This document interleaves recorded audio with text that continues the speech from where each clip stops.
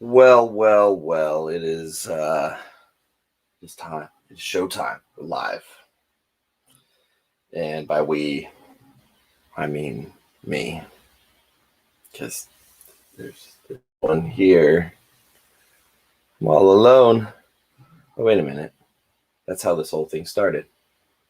If anybody remembers the OG original, it started by myself. Uh-oh, I think I suckered somebody in. Out here. So I was alone, and then Alan made the mistake of messaging me this morning, and now I've roped it in, so I'm not alone. I kind of owed you, so.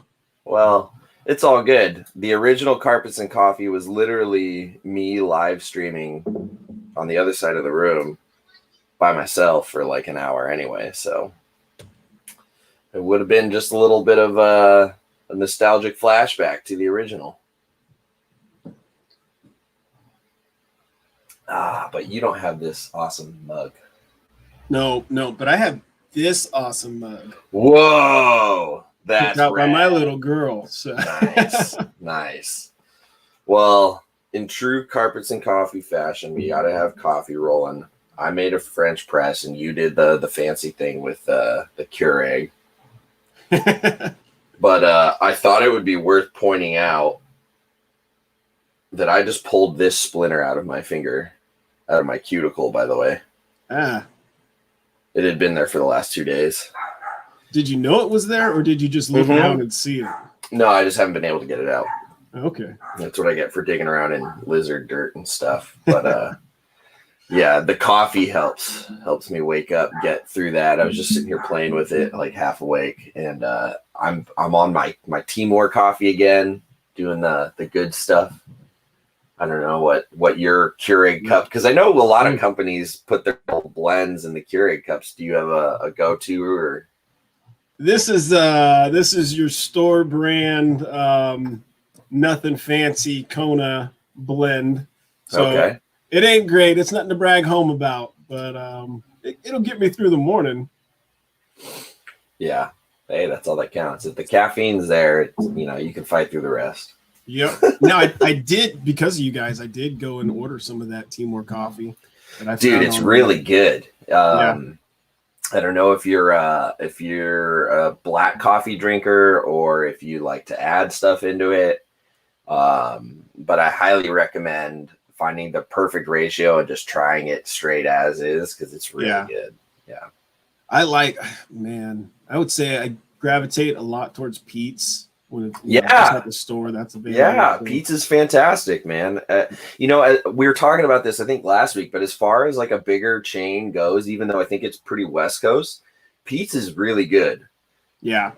I grew up with my dad always being like, nope, we're going to Pete's. I'm like, all right, we're going there. I don't have one close by that I can walk into anymore. No. When I lived up the hill a little ways, there was one in town that I could frequent.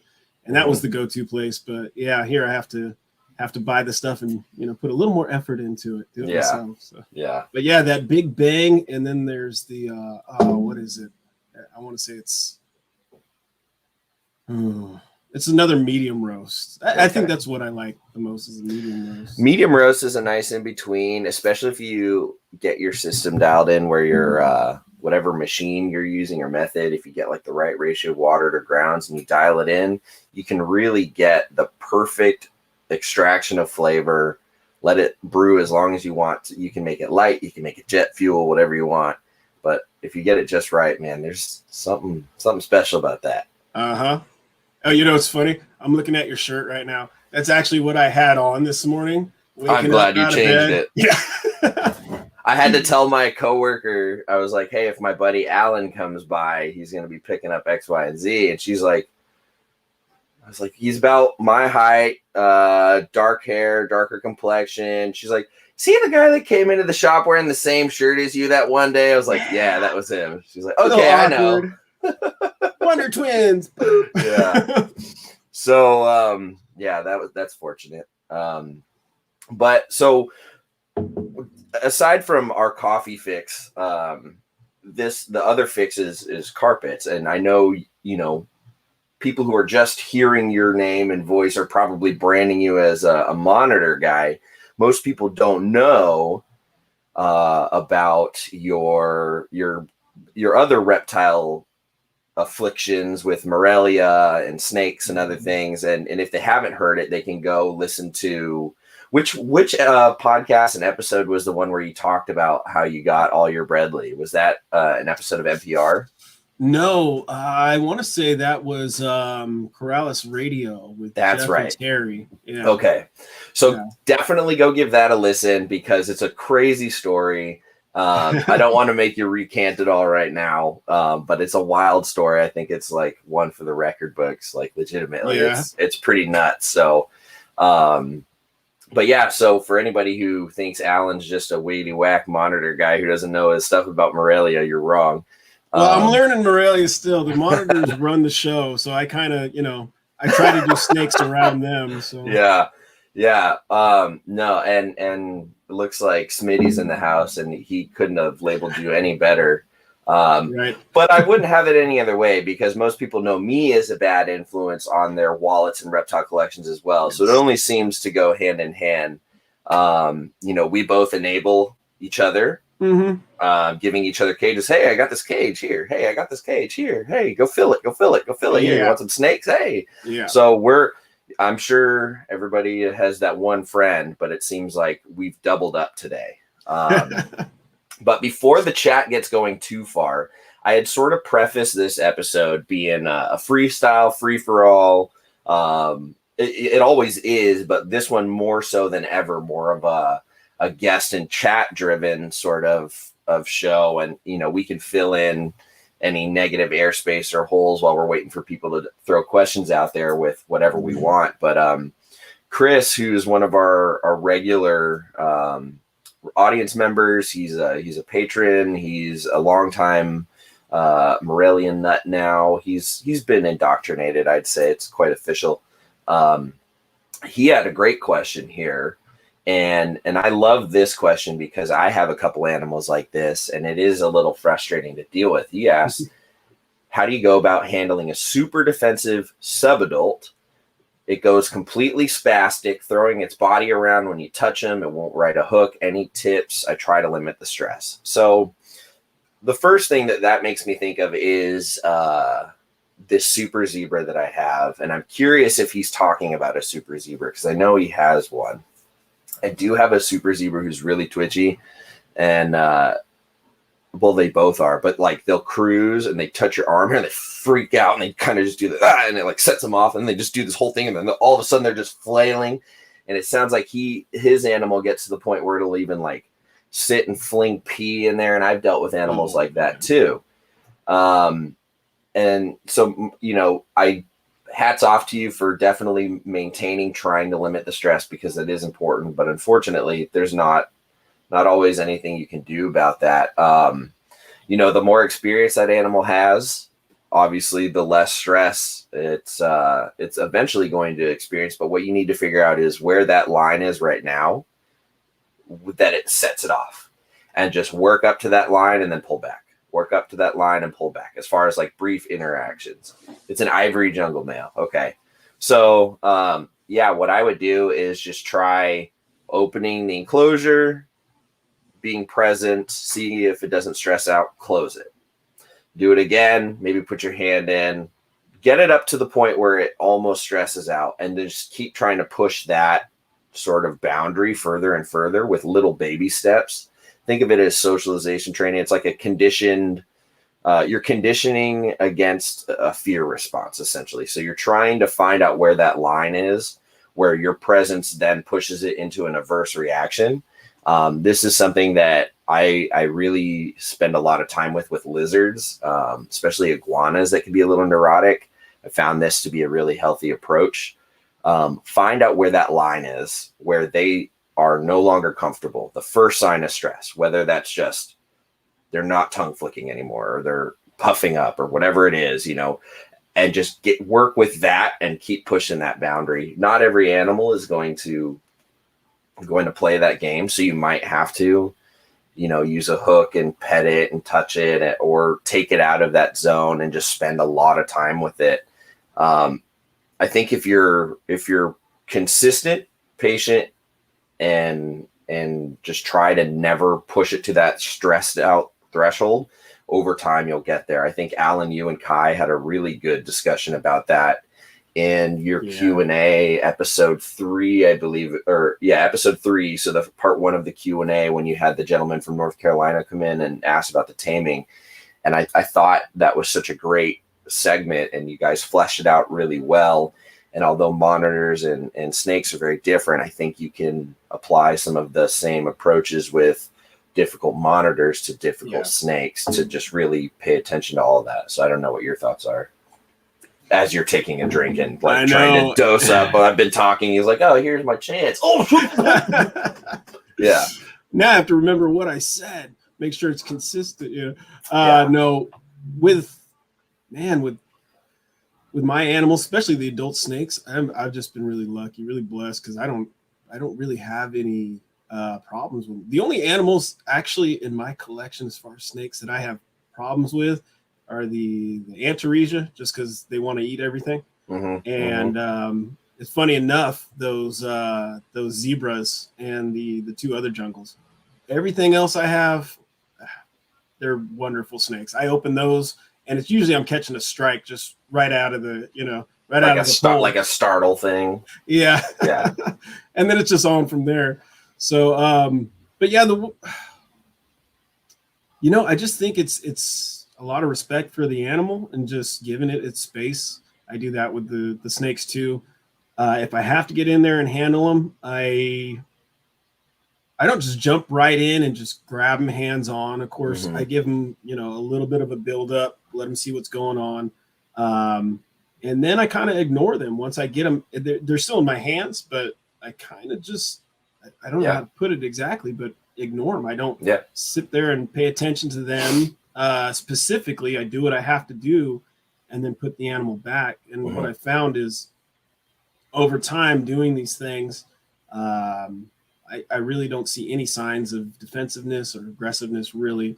I mean, there will always be something going on. If you have food in the room, of course, you got to be aware of that.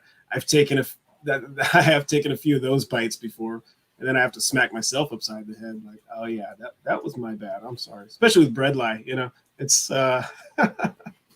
that's all on me. I can't blame them for anything. They're gonna eat when there's food around. They're gonna eat. So yeah, they don't play games when it comes to food, man. My first 2 were very quick to point that out to me. It's interesting you say that. I do that with my my Maclots. They're psychotic. They're nuts. They're striking at the tub when the hand comes by. When I'm changing waters, they're striking my hand. But like, I've gotten it to a point where I can see when they're thinking, and I can pick them up without either eliciting a strike or a bad strike. And then once they're out, like you said, I ignore them. I do the cleaning, do whatever I do, and they get a little bit more experience of, well, I was just handled, and nothing bad happened, and now I'm back in my familiar spot. And it happens enough times. Most animals come around and learn that. Not all of them. I think there's always exceptions to that rule. Yeah, it's funny. I've tamed down a Woma python from a typical bitey, sneaky, not trustworthy animal over a few years to become the best education animal in the zoo years ago at Santa Barbara Zoo. I've made sure my male Apodora stays mellow by kind of doing some of these mental exercises and approaches when I'm working with him. I never come from above. I never just pick him up. I actually do a lot of flat hand under the chin monitor style approach with him. And it's worked wonders. It's amazing how you can really get them thinking. I'm sure certain species and certain animals won't. Like, I've got some carpets that if I put my hand under them, they food wrap me. You know what I mean? Yeah. But or white lips. White lips. There's a reason I don't have those. There's a reason they're a species I don't crave. I enjoy looking at them in other people's collections. I do think their iridescence is beautiful. I think their body construction and proportions and the white lips and the head structure and the role they serve in their ecosystem is just perfection. Like fascinating. Nature. Yeah, a wonderful, wonderful species, right? Like there's so much about that animal we clearly don't know. It's beyond amazing. But I don't need them here. Yep. That's it. That's where I'm at. So I did that little babysitting of those 4 white lips, and that cured me.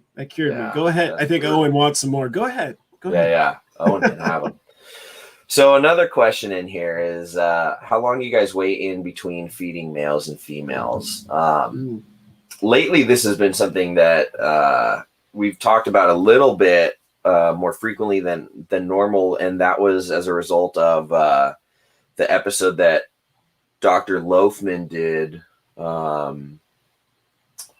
with Eric and Owen, and they talked a lot about snake digestion, and they really unpacked that a lot, and they could have even spent another 2+ hours on it to go further. So if you haven't heard that episode, definitely go check that out. It wasn't too long ago, maybe a few weeks ago, but he really, it was fantastic. So much information, and he really unpacked what happens biologically for snakes when they are feeding, swallowing the food, digesting it, and what goes on.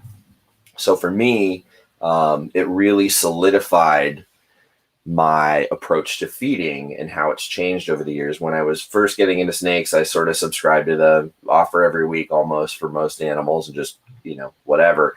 And that's, so not how it goes around here anymore. There are some snakes that do eat weekly, animals with very fast metabolism, i.e. Crebos, the mad hogs, corn snakes, things like that, colubrids essentially. Yeah. But because pythons and boas, their processes take a lot longer as far as the taking of the food, the rebuilding of the organs, the digestion, the resting period that needs to come after. I don't even feed babies more than every other week. Babies get fed once every 2 weeks at the most frequent now. It's a good sized meal. Like, I don't feed, for example, baby carpet pythons. They don't get anything smaller than like a fuzzy mouse, unless they're like a super tiny runt. I try to start them on fuzzy or bigger because I want roughage. I want a good meal. And if they're going to expend all that energy digesting and eating, I want the caloric intake to be, a positive outcome. I don't want them to deplete more than they're taking in. So pinkies and things aren't really valuable to me. But that being said, I like to give them plenty of rest time, especially once you get into things that are heavy calories like rats. So as soon as snakes are hitting like wean rats, small rats, it's like no more than 2, sometimes 3 weeks.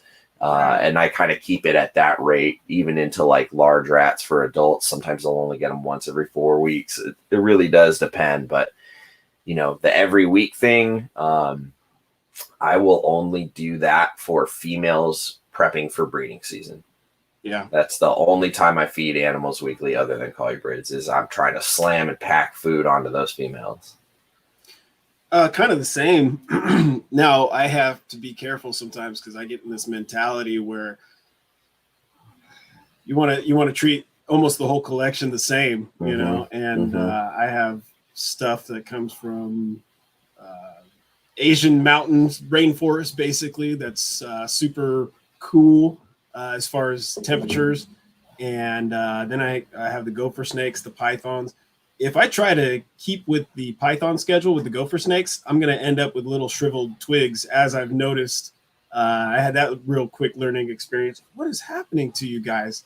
It was just it's just me being a blockhead. Open your eyes and figure it out. You got 2 different types of animals here.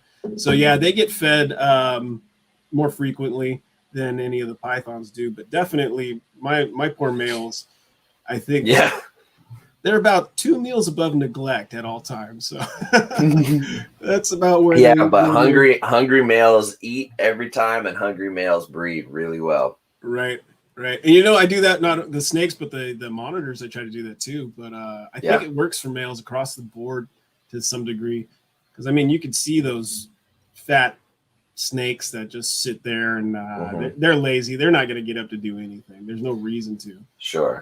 Well, and you see it all the time where somebody gets like a missex pet carpet or something like that, and it's like 8 feet long. And you're like, this is my female, whatever. And it turns out it's a male that, you just fed to high hell. Yeah. It happens all the time. I mean, you see the guys in Australia pulling coastals from some of those regions where they're 9 feet, no problem. But, yeah, I mean, if there's no need for them to be that large, there's no like advantage to predation or desiccation or whatever dominance in your territory, and it's just living in your enclosure in your room, like why do it?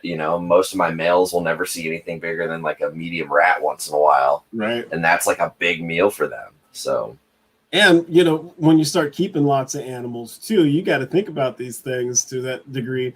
You don't need those. If the males can operate and do what you want them to do, living a good life on something a little smaller, a little less frequently than the females, and there's no point in jacking them up, getting them onto basically, guinea pigs or something crazy. Right.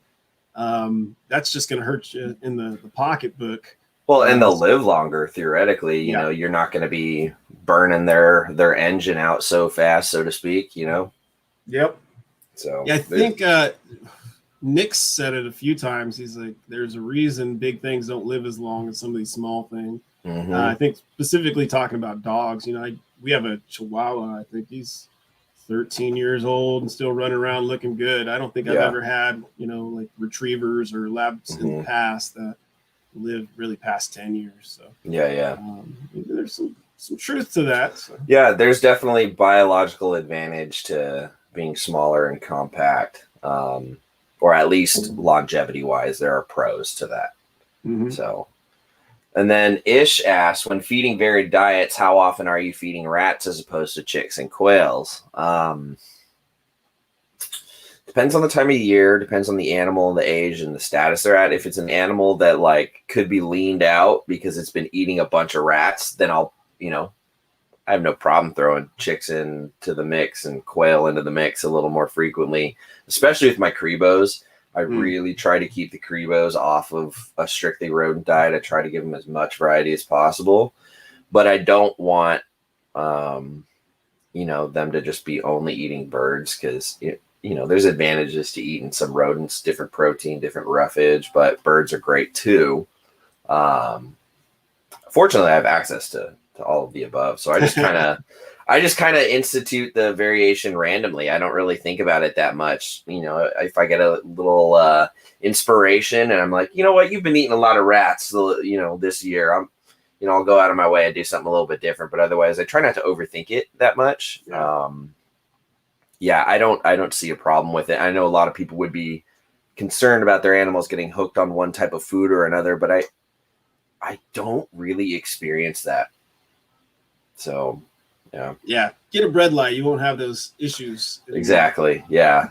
Some of these animals, man, like they'd eat their own shed skin if that's what they had. You know what I mean? So, well, I think you showed those blackheads. You feed quite a few different items, don't you? Yeah. So, I'll pull that up here. The blackheads at the shop. Given their size, they're capable of eating, damn near anything, right? But one of them will actually, so we get a lot of drumsticks and chicken wings and stuff at the shop so we can feed the monitors. And, blackheads being rather generalist feeders, happy to eat other reptiles, all sorts of stuff like that.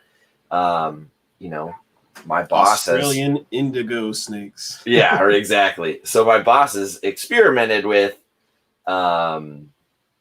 different feeders, and it's all just to see what happens. But it also institutes a little bit of food variety and different proteins and oils and things. So, birds have different fat and protein contents, as do rodents and things. So this photo is an adult female blackhead chowing on a raw chicken drumstick, as you and I would go get at the grocery store to barbecue up some wings, you know what I mean? And it's obviously not the the main component of her diet. Like, there's a lot missing from just doing something like that. There's no roughage, there's no organ meat, there's no skin really. I mean, there's some skin, but like you don't get all of the contents that come with whole prey.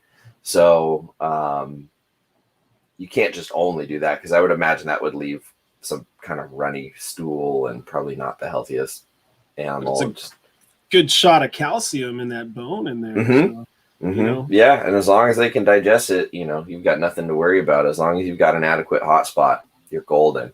Obviously, everything in moderation, but yeah. I kind of like the thought. Something I've been running around in my head a little bit is it's easier with monitors because I can see it over a week time, but instead of focusing on what they eat that day, making sure they have the complete diet, that day. What about over a week?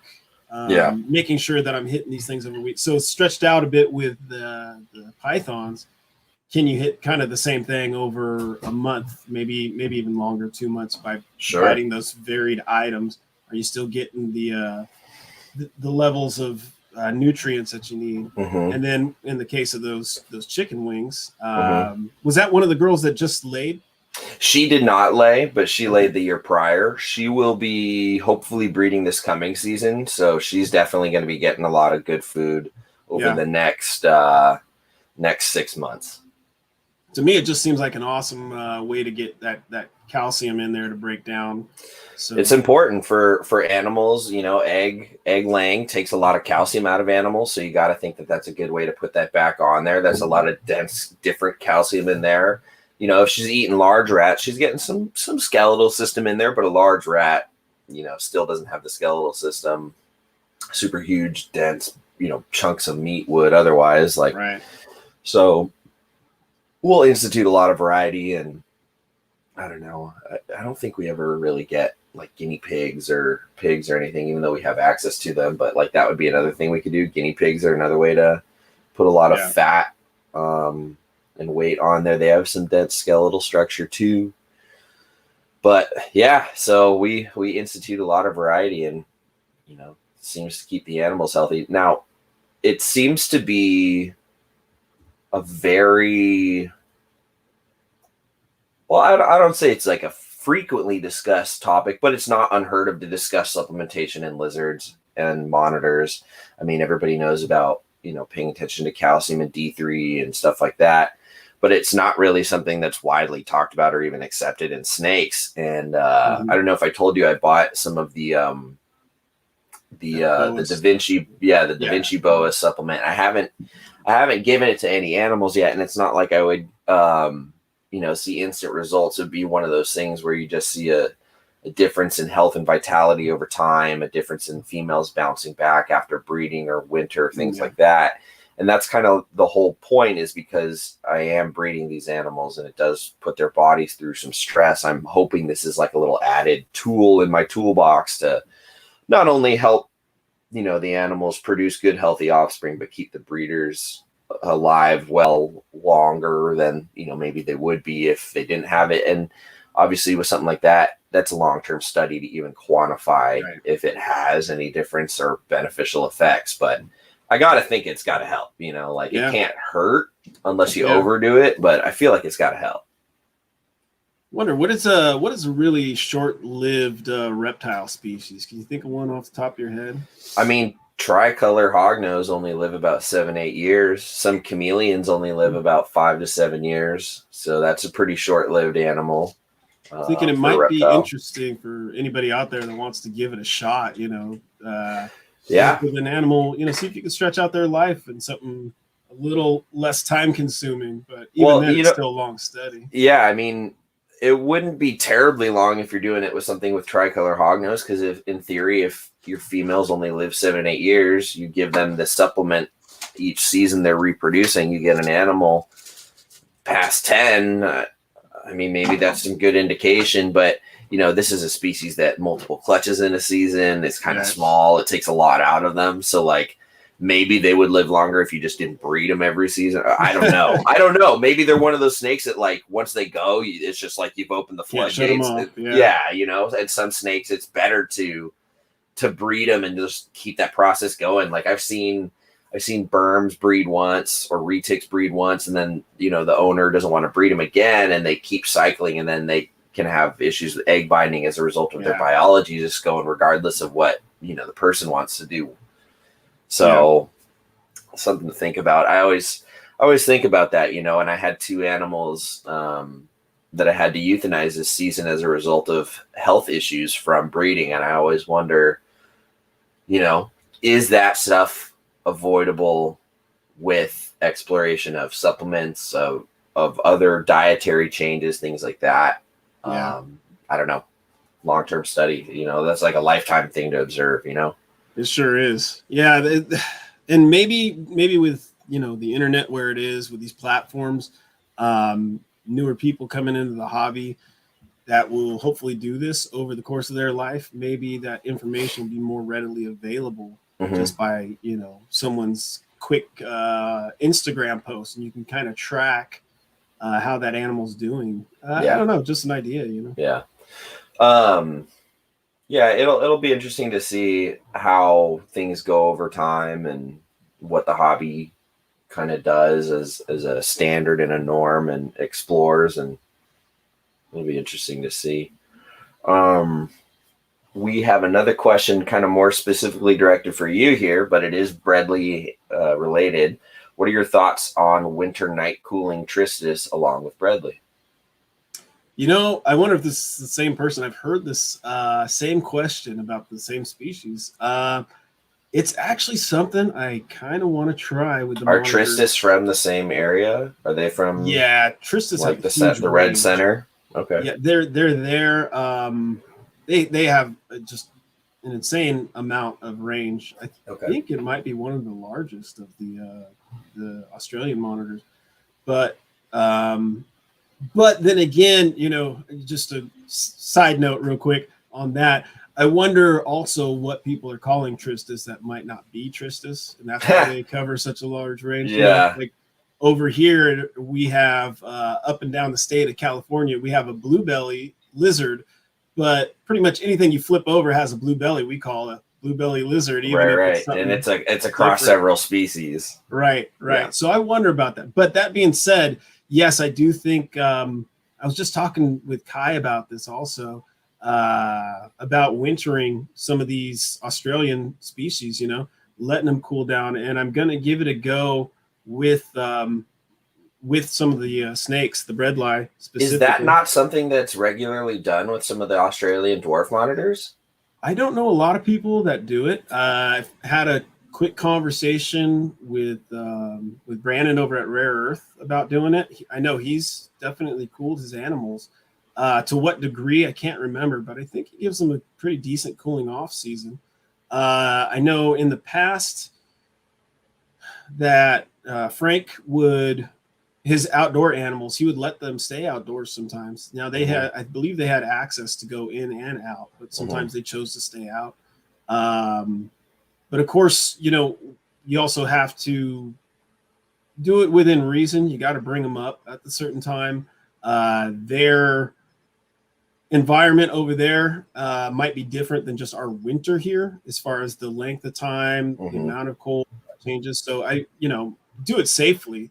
Of course, I'm not going to try to do anything outside, but yeah, I'm going to section off part of where I'm keeping the animals. Cool them.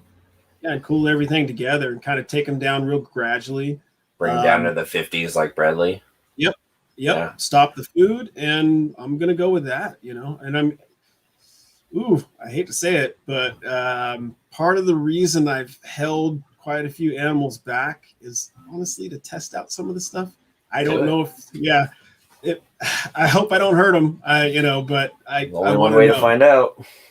So I'm going to go ahead and go for it this coming season. Yeah. Only one way to find out. And if you're having trouble with your Bredli, you know, Bredli, I've been saying Bredli. Everybody says it differently. Dude, We're all retraining our brains. Forgive me, any of those people that want to, say it's Bradley.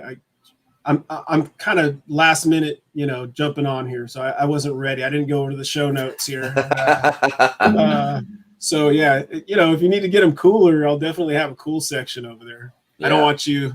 Were you doing it in your shower or am I telling the inside baseball? Maybe I shouldn't. No, that's exactly what I did. I was putting them in tubs and taking them into the bathroom and putting them in the tub, hoping the cool bathtub and the open window and everything at night nothing would stay warm in there. And so I was able to get them into the low 60s, but that's it. Okay. Not cold enough. I can get down to about 50, so it's open if you want to use it, and you want to use your shower without. Yeah, well, the thing is, Rachel's got some valuable plants in there that if I kill with cold temps, I'll be in serious trouble. So yeah, I might take it if they don't breed, and I basically assume it's temperature related. I will be taking you up on that. Johnny Barrett asks, where do you like to put your snakes when you are cleaning enclosures? Is it differences in your preference between babies, yearlings, and adults? I just move them into other tubs if I've got open stuff in a rack, or if it's a chill animal, I'll just hold it if I can clean with one hand if it's not too cumbersome. But shift tubs, empty tubs, an empty trash can with a lid. That's what we do with venomous and in zoos and whatnot. It's kind of an old habit. Really convenient. So empty bins anywhere are useful. Yeah. I just went ahead and for the racks, I have a few of those vision racks. I went ahead and just bought other tubs, honestly. Yeah. Just so I can prep those, take the ones I'm using out, clean them, disinfect them, and then they're ready to go for the next time I need to pop something in there. And then for some of the bigger stuff where I can't do that, I have those bins with the latches, a few air holes. And I can just quickly throw something in there. I cohab some of the breadlie and some of the other things too. You're a monster. Well, there was a few little interesting moments I thought I had under control, and you look back and you got a knot of snakes, looks like Medusa's head, But for that reason, I pop them into a bin and close the top real quick. And it's the easiest way to do it. Alex Oliver asks, what's your thoughts on night temp drops? Well, Alex, I will tell you, I am a big fan of night temp drops. Everything that I keep gets a night temp drop. Even if it's only a couple degrees, I try to even cycle babies. Hot spots go down a few degrees at night. So I think I let my baby's hot spot go down to 81 at night. So it'll drop from 89 to 81. Everything experiences a little bit of a cycle. To me, it's only natural. I know there are equatorial places like, the Amazon or parts of, the island chains out in Indo where they don't get too much day and night drop, and it kind of stays 82, 84 year round. But microclimates, got to remember that. So yeah, I like to give everything a little bit of a night drop. Just seems normal, and to me it seems like just another way to keep your animals healthy so they can cope with temperature swings and have good immune system responses. And it just seems natural. Running them at high temps all the time without any variation just doesn't seem like good for them to me. I don't know. What do you think? I don't necessarily have my unit set for a night drop. It's just where they're at. I know that the warehouse is basically going to cool off 5 to sometimes 20 degrees, depending on the time of year, just at night. So that pretty much takes care of it. It's still that probe is still going to try to keep that hot spot where I have it set, wherever the heating element is. But the front of the cage or the front of the tub is, 5 to 10 degrees cooler. So it does still provide a drop, but I don't have them set for any specific drop right now. That's snake specifically. Gotcha. Yeah, I think even ambient swings like that are important. I think they pick up on that. Even if you leave your hot spot consistent, they get an ambient fluctuation, and I think that's natural. I think even in crazy hot parts of the summer where there's always like a rock that's just been cooked for so long it's 90, but like the natural fluctuation at night, I think even if you do that, that's good too. It's just some food for thought for anybody thinking about night drops, and if it's a new concept to you, and if you're worried about your animals, if you think animals are sensitive, think about eggs. Eggs are even more sensitive. When I was doing my first round of maternal incubation, those eggs I monitored closely, and they experienced a nearly 12-degree temperature range fluctuation in mom's coils, and they all were strong, solid, awesome. You know what I mean? So to me, that says there's something we're missing. We're maybe babying our animals a little too much, or exposing them to extremes too long because we misunderstand their environment. I think night drops and temperature swings are important for just about everything within reason, even seasonally. Like there are probably some animals that only experience night drops for a couple months out of the year, and then it's just back up to plateau warm temps year round, depending on what we're talking about. So yeah, and I do think they have a lot more to choose from out in the wild. So we're talking about the way we keep them in captivity. Of course, we can only offer them so much to a certain degree, because will our snakes, use 85 degrees to digest a meal? Yeah, we'll see them up there, of course. But on the flip side, I've seen snakes out basking in the middle of the day. Let's say our local king snakes, for example.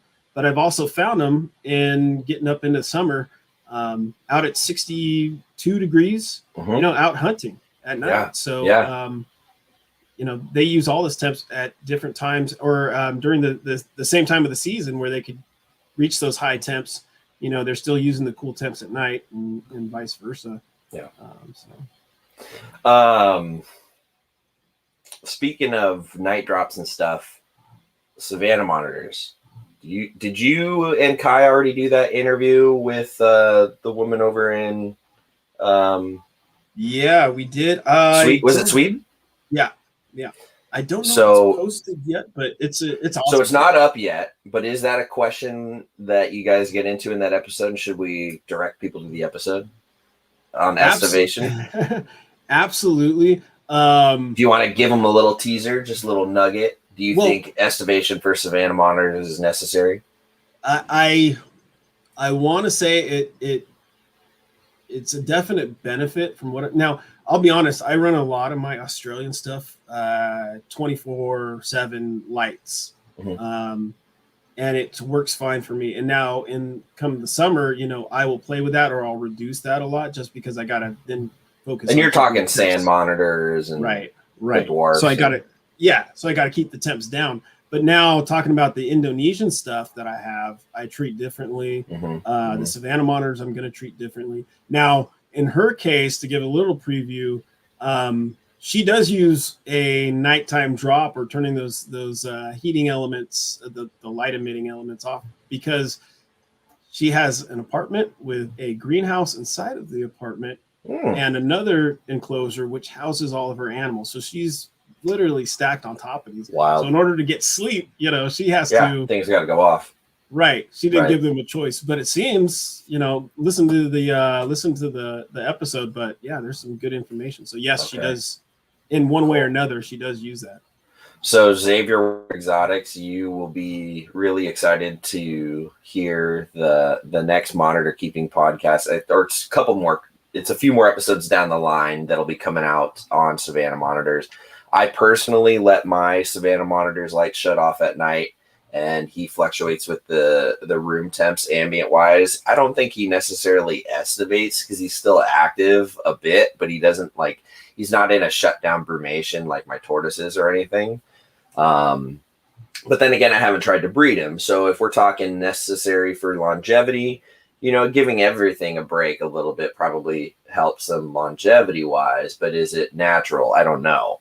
I don't know if where they're from, they would experience much of a winter per se. They would certainly experience fluctuation in dry and wet season. spend some time underground as a result, maybe not have as much food as a result. So there would be some food cycling and things, but I don't know enough about their region to say whether or not they would get a full-on winter.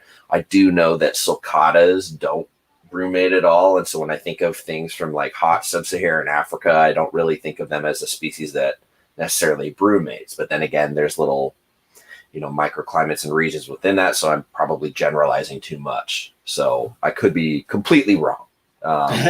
It's really interesting. Yeah. I definitely recommend people listen to that just because our guest, Linnea, she not only is currently being successful with these savanna monitors, but she's also done some field work over there with Daniel Bennett, and so she's gotten to see both sides, and she's planning on going back. So there's some real good information. Yeah.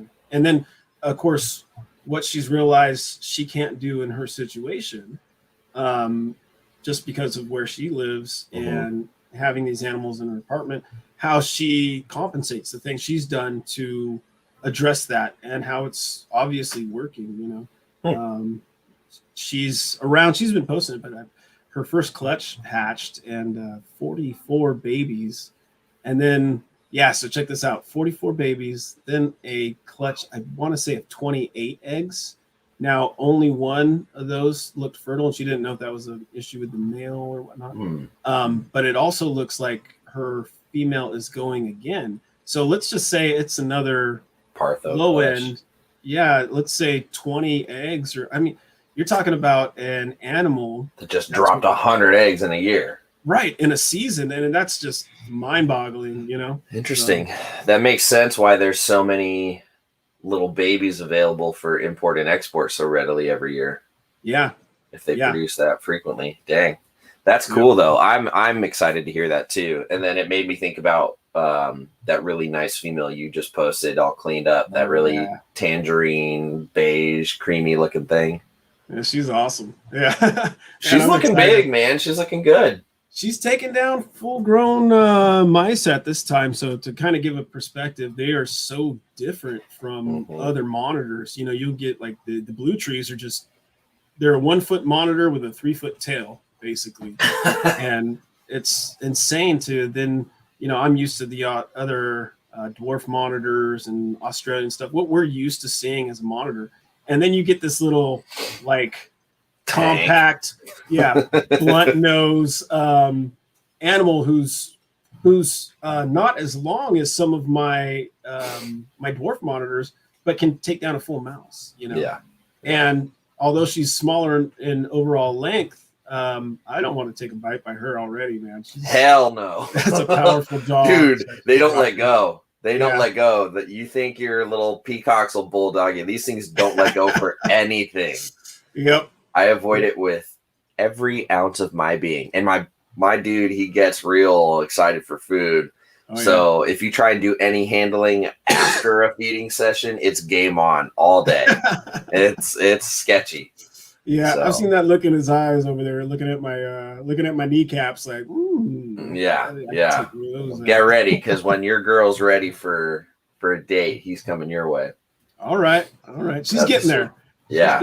Oh, I'm sure she'll be there, and within a year.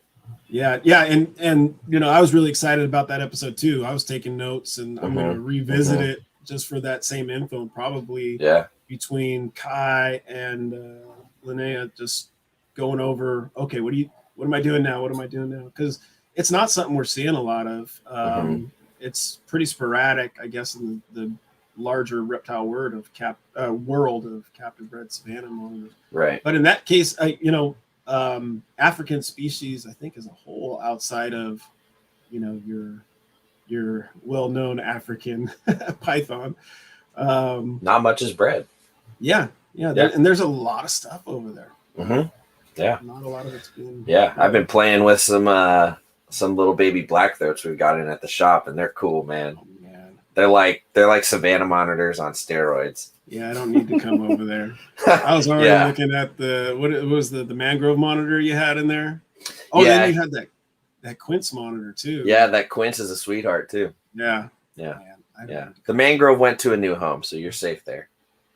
I'll do like the curbside pickup for feeders. So I won't actually come into the store. Yeah, I can't. I'm not allowing myself in there.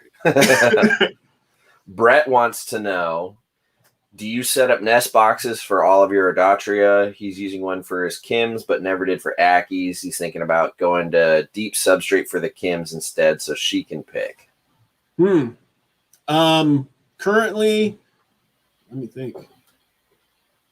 I have whole cage nesting in a few setups, but I do use a lot of nest boxes for my main producers, I guess, that I can count on, which would be the Tristis and the Ackies. It's nest boxes, and I don't have any issue that I can tell with using those.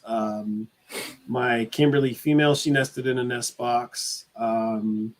And the Peacock monitors, when I did get a clutch from them, they did nest in a nest box as well. So that's more for me. Yeah, so you're not digging around the entire closure aimlessly. Yeah, I don't have the best back in the world, and you know, me too. When you're digging up 1,000 pounds of dirt, sometimes you know you got to be careful. So I've had to pick and choose who gets some things and who doesn't. But I really haven't had issues using either one, and I'll mess around with it some more in the future to kind of see, okay, what do I just personally like better. But I'm pretty. There's no hesitation using nest boxes for me right now. I'll say that. When I start seeing something that might be different, then I might switch things up, and it might be a preference thing for an individual. But as for the species as a whole, for what I keep right now, I have no problem with the dwarf monitors using nest boxes.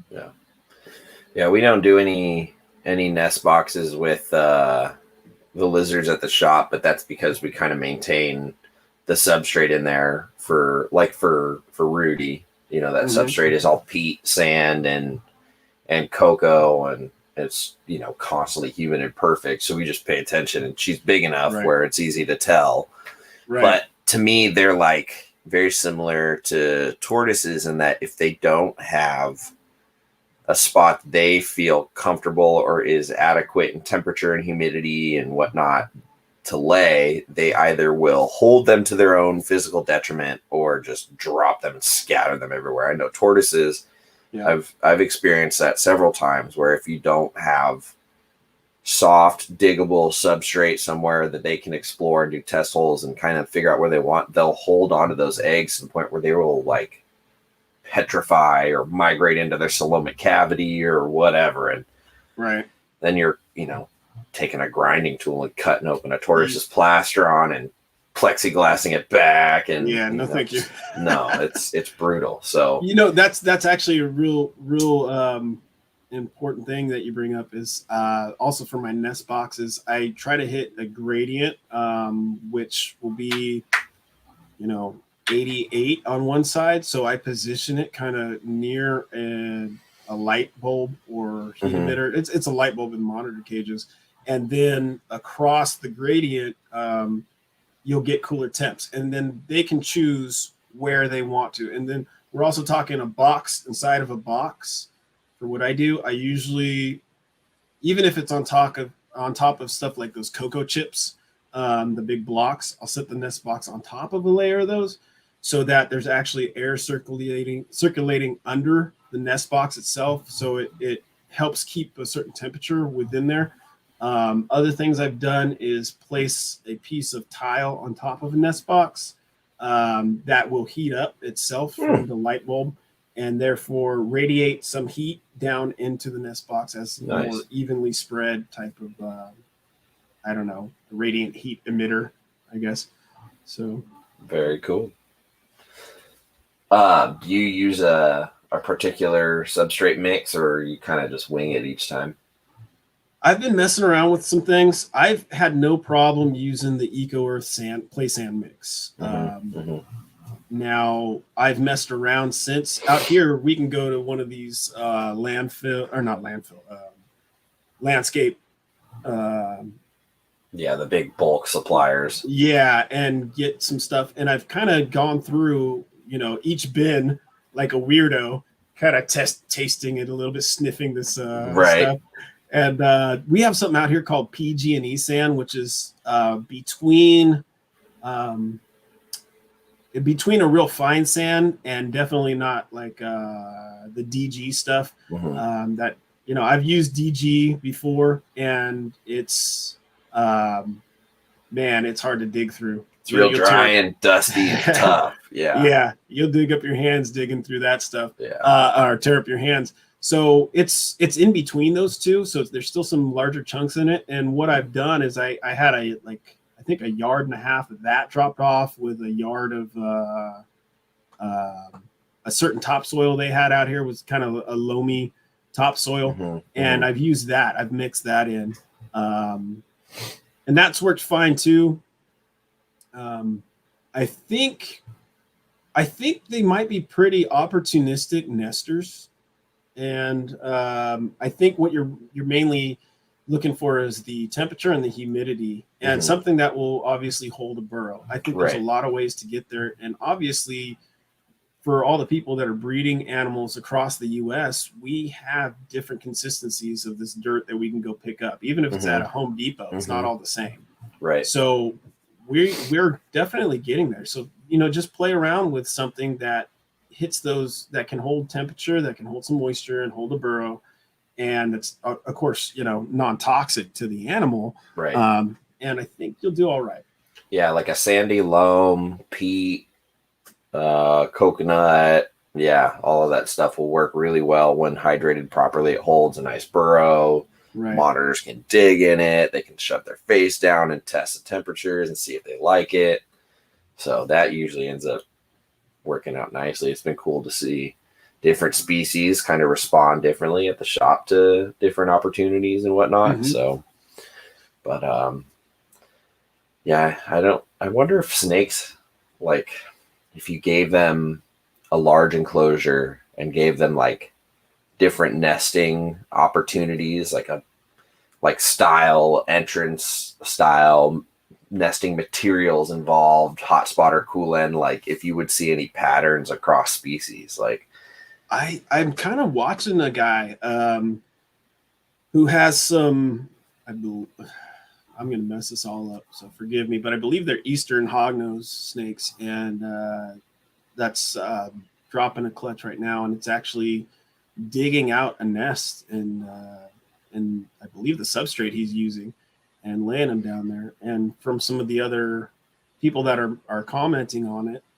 and this sounds like such hearsay, but yeah, I do think they are obviously they're capable of doing a lot more than what we give them. I do think that there are animals out there that will dig a nest, that will utilize something that's already there. Yeah. For sure. But even then, do they go in and further excavate their own area within that nest, or make it into something that they want? So I do. I think we just we find something that works, and so we stick to it. Right. There's no reason to look further, and I can understand that.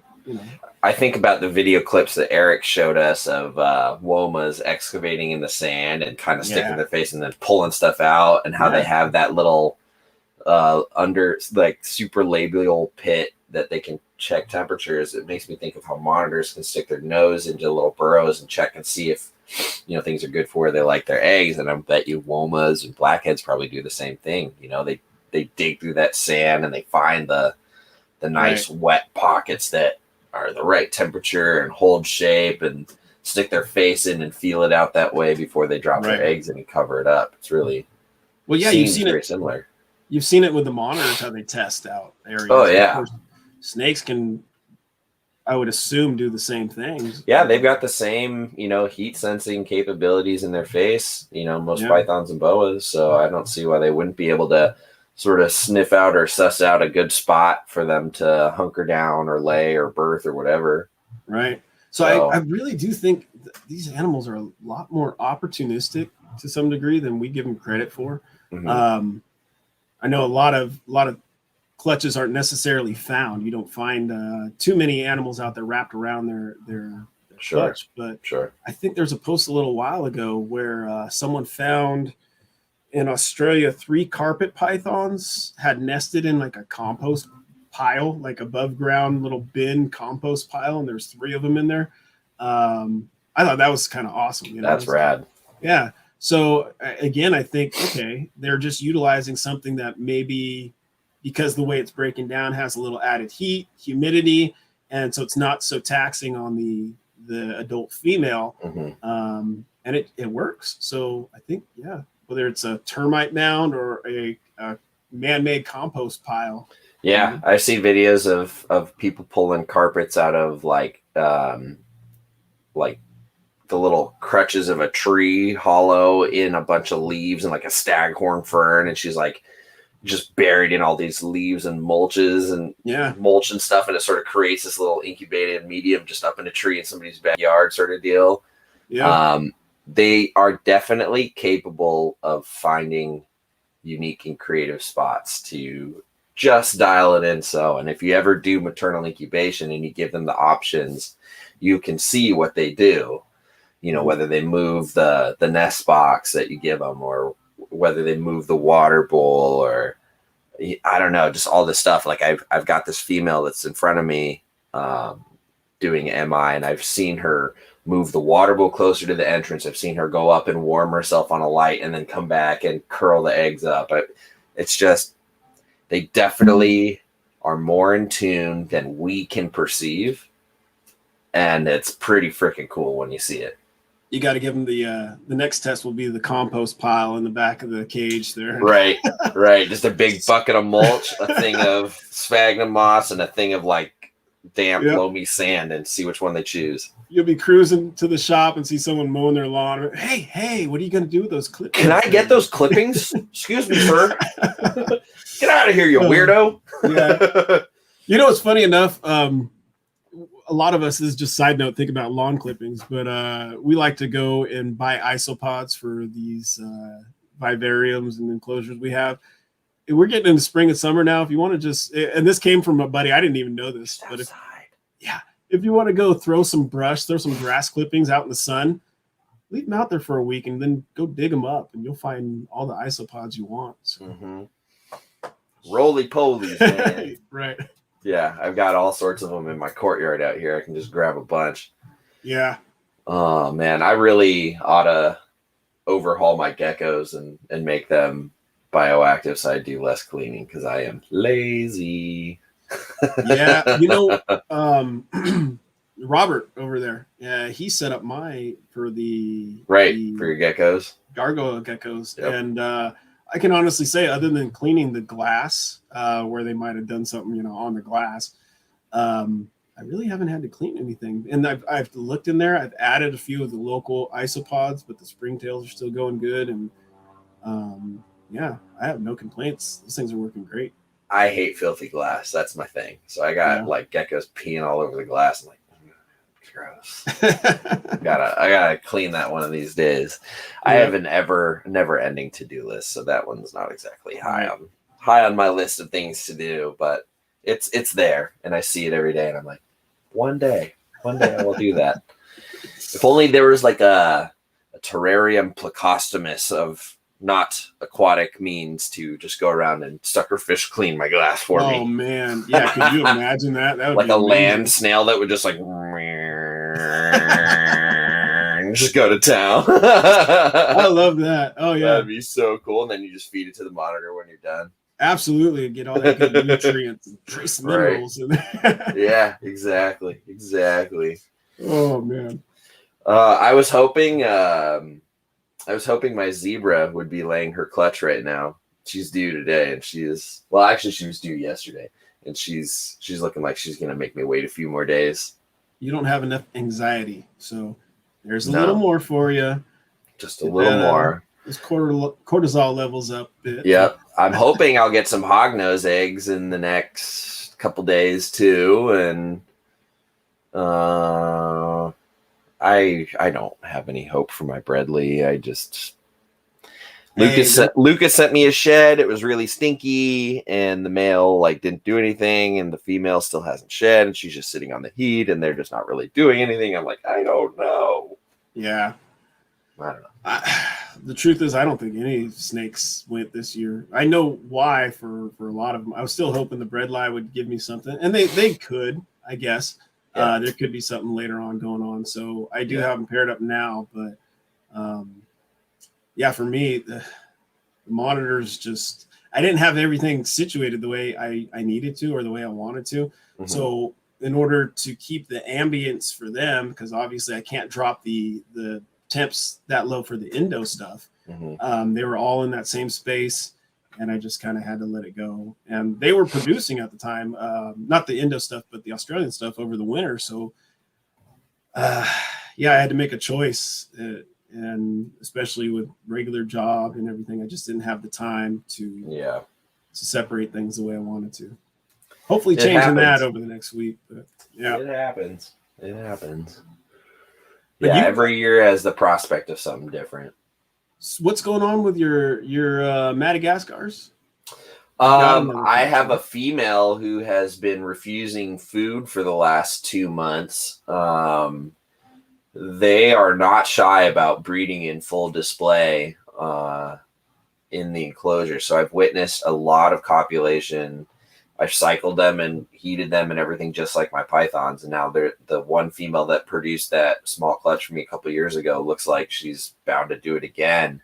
Nice. But I don't know. They're rather cryptic, you know. Their eggs are more oblong, so you don't get the crazy dramatic body posture change, and they're a little more shy. They're very aware if you're watching them, so they don't want you to kind of see them. They like to hide and burrow a lot. So in order to really, investigate further, I got to pull them out and stress them out. And, lately I've just kind of been like, these things are venomous and they're wild caught. And this female is not very nice. And this female's tolerant, but like, I don't know. I should probably be more cautious, which means I'm more hands off. But they copulate out in the open, right? Dude, I've got some of the craziest video footage when I still had my camera that was in there, which I believe they broke. It doesn't work anymore. I can't even get the thing to turn on. I think they destroyed that thing. But yeah, I've seen them breeding for the last year and a half. Like every month or so, there's some like wild like commotion going on and full body breeding, and it's just nuts. But start selling Riley stickers of your face to put on people's cages. That's the missing piece to breeding your Madagascar. You just need the creepy. They're into that, so it's got to have the reverse adhesive so you can show your snakes. Right. You don't get to see the stickers for your snakes. Yep. Yeah, that would be gold. I think you're onto something there. And the Riley pheromone spray. Yeah, right. Owen got some eggs from his. I hope his go the distance. I know he wasn't exactly planning on them producing, and so he's gonna let the eggs ride at room temp, kind of old school colubrid style, because they need to be incubated around 80 or so. So if you only have Python settings going in an incubator, you're kind of SOL there. And I've got 2 incubators going, and neither of them are the right temps. So if I get eggs, I will be doing the same thing. Yeah. Yeah, because Cribos need it at like 75, 76. Pythons need it at like 87, 88. Mad Hogs need it at like 80. So it's like, wow, I've really screwed myself. I got one of those little contraptions, the ZoomEd one. Push comes to shove. Keep that in mind. I've actually incubated ball python eggs in those once before.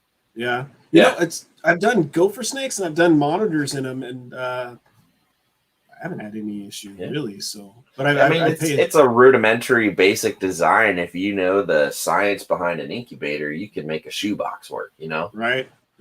So I would just keep a bowl of water in there that I can visually see.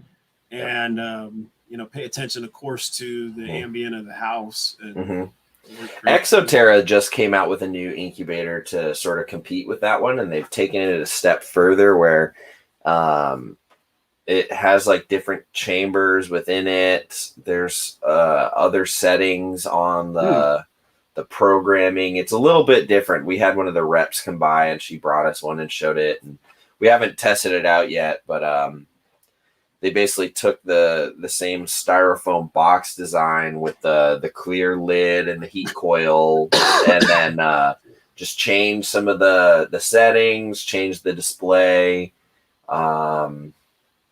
I think they did a few other tweaks to it, and the inside can hold water differently. I don't know. It's the same thing though, but they're trying to improve on an existing design and keep something affordable available to the consumer, because if you try and buy any sort of commercially made incubators other than like Sea Serpent's hot boxes, it's hard to find right now. They're really sparse. So that might change with this new product. I have no idea how effective it is. I might have to come test one out. I wouldn't bank any high-end clutches on one until I know better, but yeah, we'll see.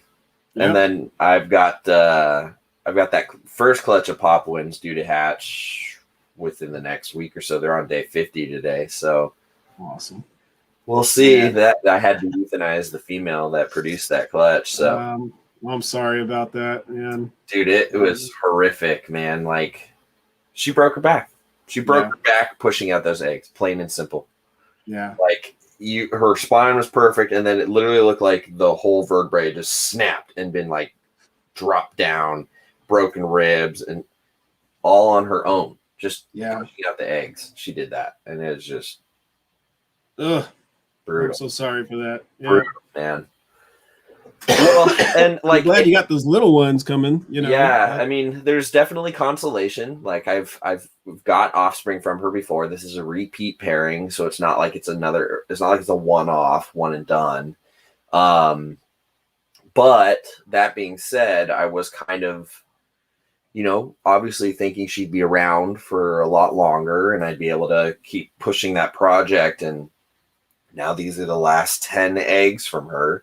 So these are the last of this sort of particular pairing. And although there's like no morphs or anything crazy, they're nice and black. They're pure. They're farm hatched. Wild, they're basically as pure as the driven snow. So it's a good line.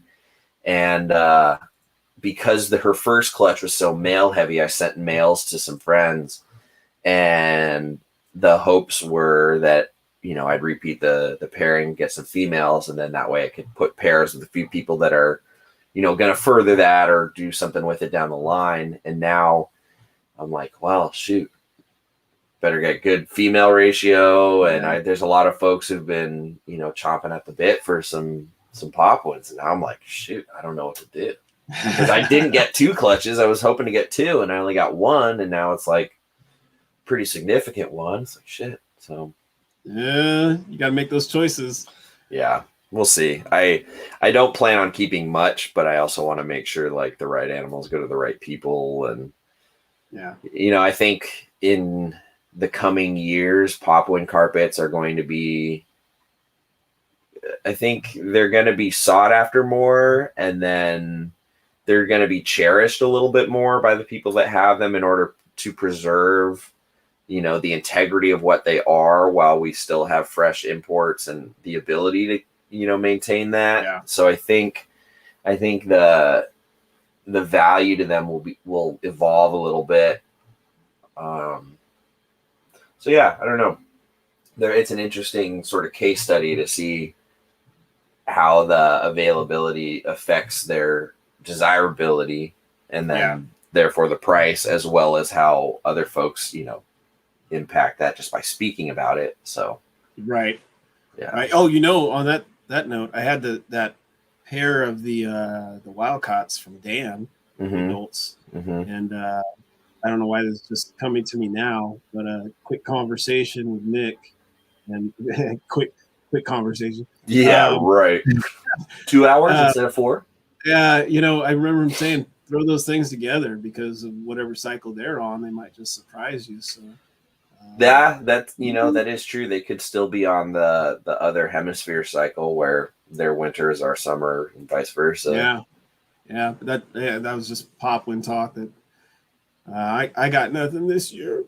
I'm so Yeah. sad. I was hoping, but man, I'm glad you're getting a few things going over there. Yeah, but you got your hands full with monitors, so They're taking over. yeah, they are taking over.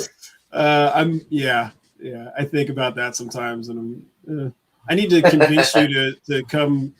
I joke with you for all the people out there listening. I joke with Riley sometimes. Next time he comes over, I'm actually going to shut the door and lock him in. So that happens to me at work a lot. I'll make a little hole where I can, stuff burritos through or something and beer. But and see, now we're talking. Yeah. Burritos. That sounds good right now. Yeah, you got that. Oh, gosh, what is that place around the corner from you? Los Inmortales. That's the one. Yeah, that's I keep the forgetting spot. the name. That's the spot, man. I have to stop myself from going there. Otherwise, pretty soon I'll become an Inmortale burrito myself.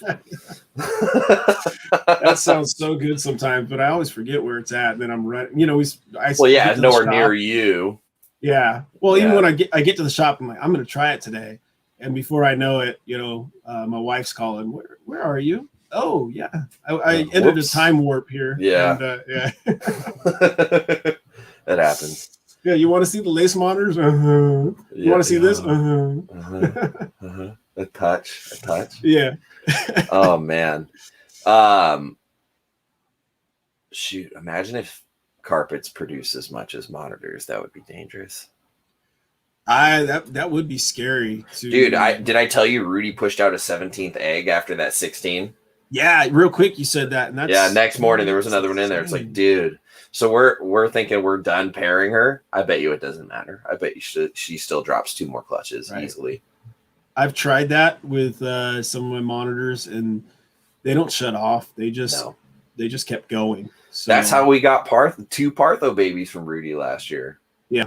And that's the thing. Partho clutches are a thing with monitors. So it can be a little scary because you don't want to start doing something different or maybe cooling down when, unbeknownst to you, that girl's holding on to a clutch there. It's scary.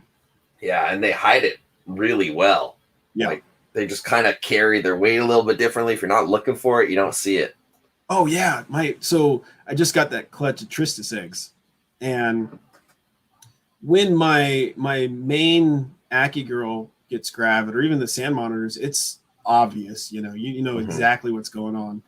With this girl, it's like, did you eat, a couple super worms or roaches too many? So I'm getting used to her cycle now. But even then, when she lays, sometimes I'm still looking at her because I don't want to mess with her. I don't want to mess up with the nesting process. Right. So there's part of me that thinks, oh, was she really done? So I'll go back over today and dig up again just to make sure. Yeah. Like you said, Rudy dropped that other one for you. But yeah, they can throw you sometimes.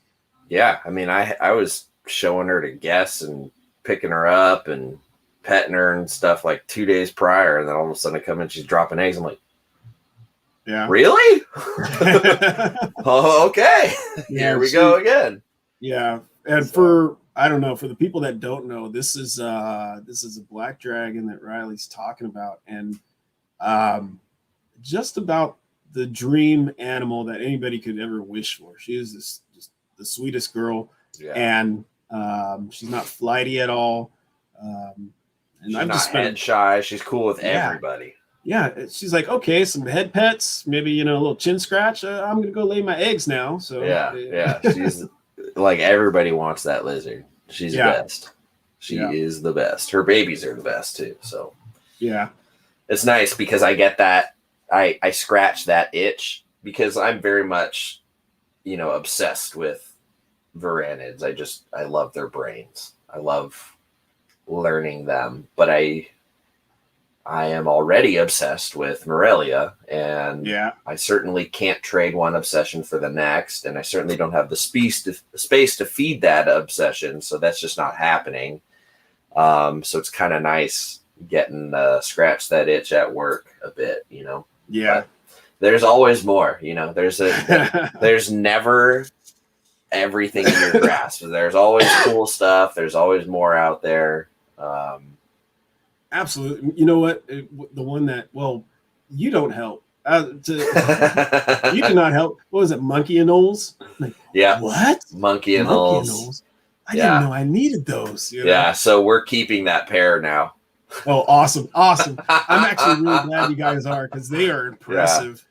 I got the female to tongue feed a waxworm for me, and I was like, okay, cool. We got to get you some weight on you. We're going to set up a cool enclosure for you. We're going to dial you in, and they're neat, man. Long tails, grassy, arboreal things. They're just cool.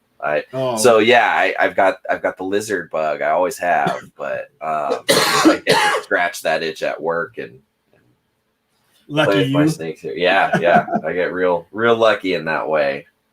But it's dangerous, dude. I mean, the temptation is real. It's there all the time. Yeah, all the time. I still have that temptation for the Asian rat snakes, and I got to keep it in check, because I just with everything else, it does not make sense. It's like, here's the polar opposite of what I could keep together. Yeah, no, that's me right now. I'm sitting on this male mandarin rat, and I'm like, what the hell do I do with this? But what do I do with it? What I can't keep that in here. You got a bedroom. You can put a little shoebox and slide it under the bed. God, Rachel would kill me. That's how in fact, you know, I'm joking around. There's actually people that can see it. There's one other way. I'm backwards on the camera. This way. It's down there, basically. Yeah, it's an Asian rat snake that's pretty much under the bed, and that's how I kept the mandarins when I had them in the bottom of a closet. You know, and bottom of the closet, because I had monitors back then, and it was too hot everywhere else. So. Right. Well, if I manage to get into a house this year, there will be the main snake room, which will accommodate pythons and boas and stuff, and all that good jazz. And then, you know, I promised Rachel she could have a craft room for all her plants and crafting and stuff. And I figure that'll be the cool room.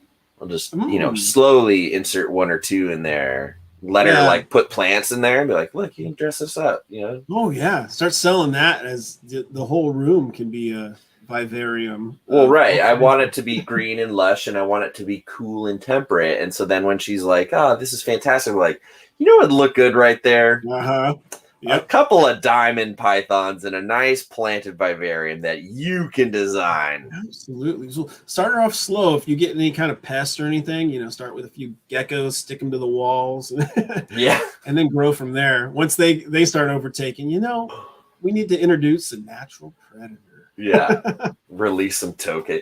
Dude, that reminds me. My African bullfrog has become a bit of a guard frog lately. He's kind of scary. He's gnarly. So the last 2 days, the old man in me has really come out. I don't know what happened, but I was cleaning snakes on Saturday, and somehow I either dislocated or threw out my hip or something like that. My hip is not in the spot it should be. My leg feels longer than it normally is. I don't walk right now, and therefore I can't sleep very well.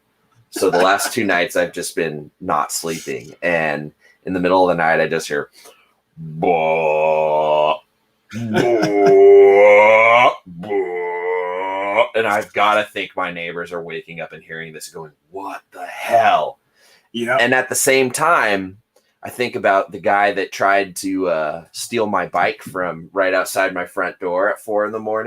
Oh, yeah? Yeah. And oh, that's right. I remember you saying yeah. If somebody's like out there ruffling around our like little front area trying to steal some shit, and that bullfrog starts going, "Boh," you best believe I'd be running if I was that guy. Absolutely. You don't know what the hell that is. Yeah, that sounds like a sound coming out of the bowels of hell. Like, right. Boh. Like middle of the night. It's so gnarly. And yeah, so I was like listening to that at like 4 a.m. I was like, wow, that's really cool.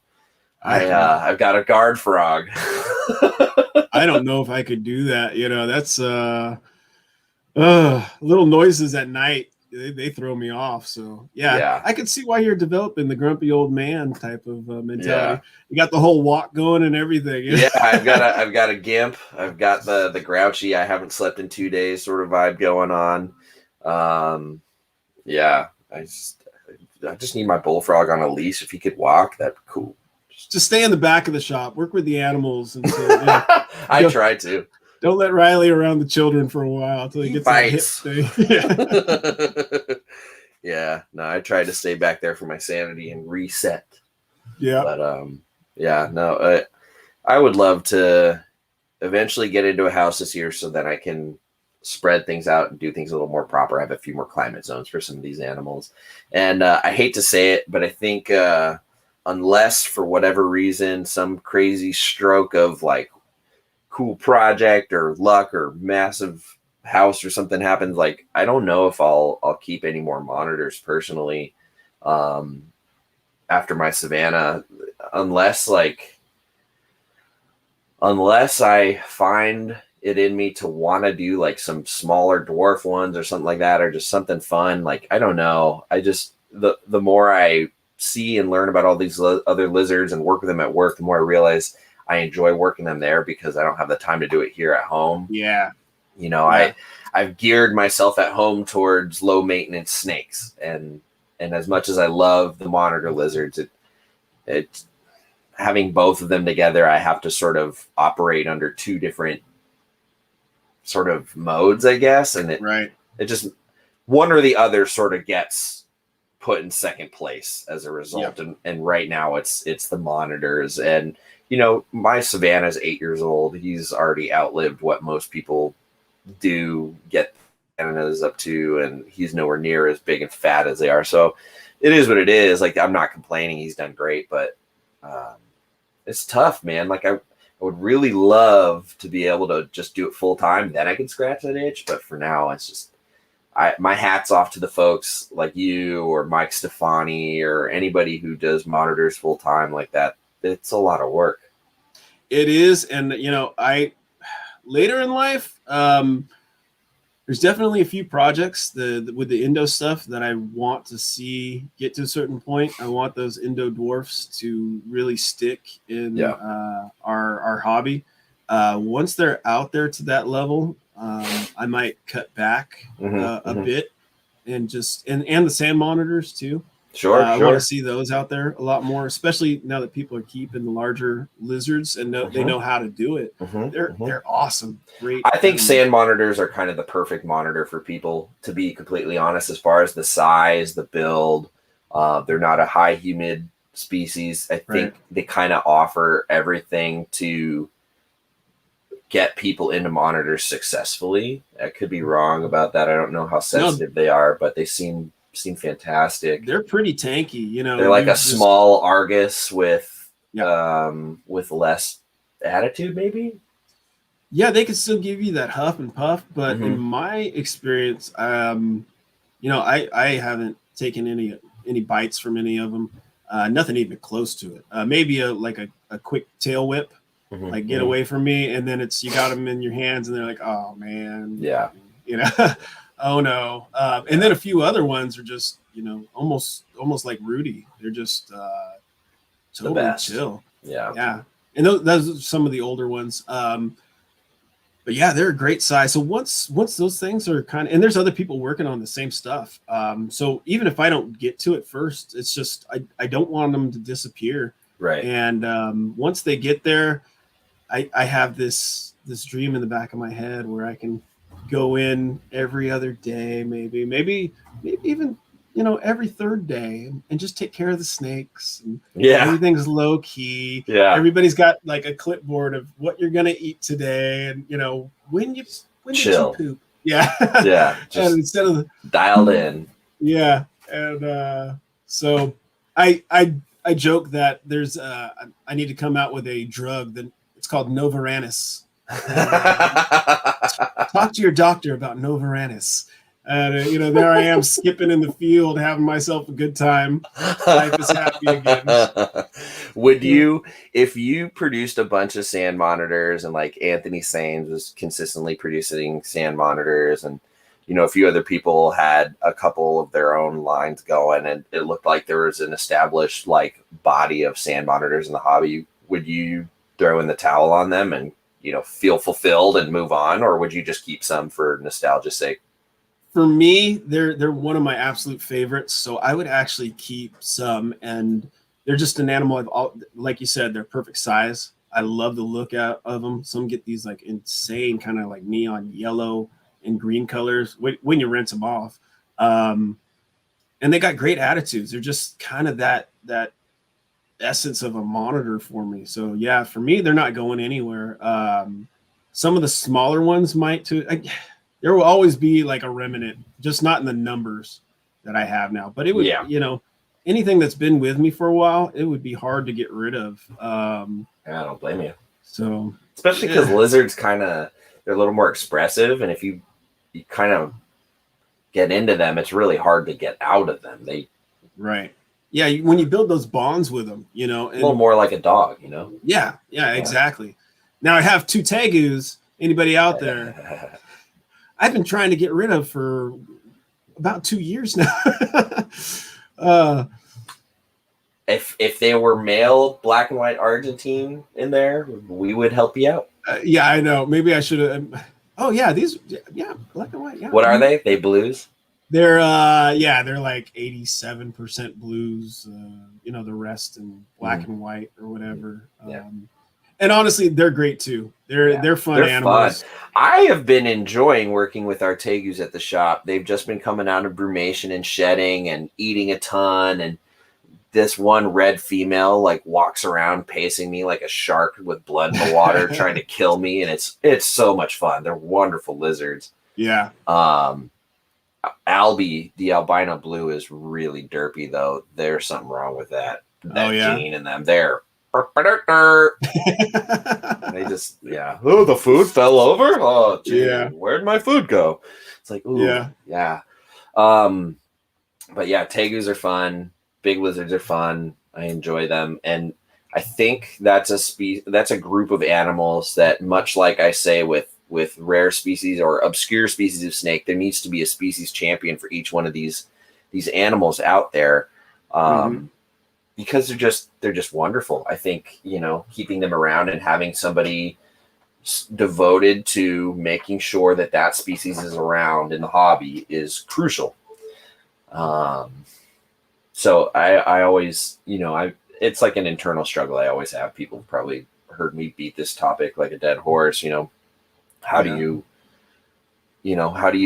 keep what you want and do it ethically and responsibly, and then make a good contribution to the hobby? Like for me with Madagascar giant hognose, that's a species that I feel like just me promoting it has brought a lot of attention to it. A lot of people have been bringing them in. People have been trying to breed them. People are learning about them. Owen got into them. Owen's breeding them now. I'm not the first to do it. There have been a couple people that did it before me, but you talk to people and they didn't know about them before. Some people think I was the first one to breed them, and it couldn't be further from the truth. But the fact that people are hearing about it and excited about them and trying to get imports and trying to figure this out was the whole point of me keeping them and trying to breed them and promote them, was because it's a species that is in the hobby, but pretty much only has imports. And I don't think they're that hard to breed.